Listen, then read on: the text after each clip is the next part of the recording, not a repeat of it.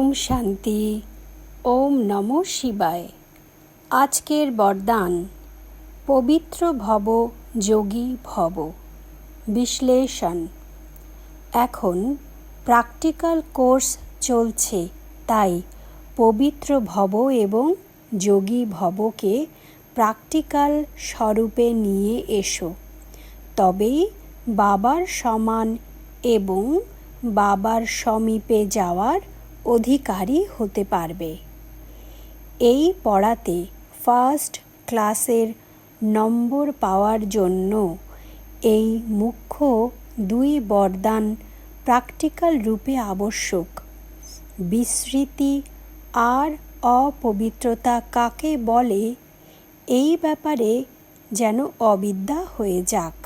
তো আজ আমরা বরদানে কি জানলাম, যে পবিত্র ভব আর যোগী ভব, এটা যদি প্র্যাকটিক্যাল আমাদের জীবনে নিয়ে আসা যায়, তবে বাবার সমান এবং সমীপে যাওয়ার অধিকারী আমরা হতে পারব।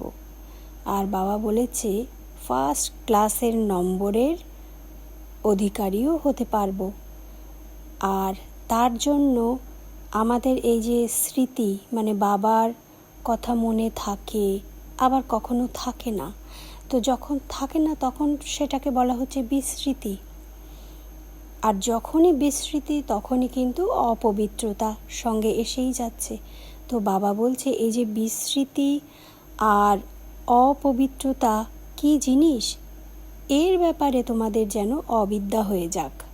মানে আমরা জানি না সর্বক্ষণ বাবার স্মৃতি রয়েছে, সর্বক্ষণ বাবার স্মৃতি মানেই পবিত্রতা অবশ্যই চলে আসে জীবনে। কারণ বাবা যখন কানেক্টেড থাকে, বাবার স্মৃতি যখন থাকে, তখন সংকল্প সেই অনুসারে উৎপন্ন হতে থাকে।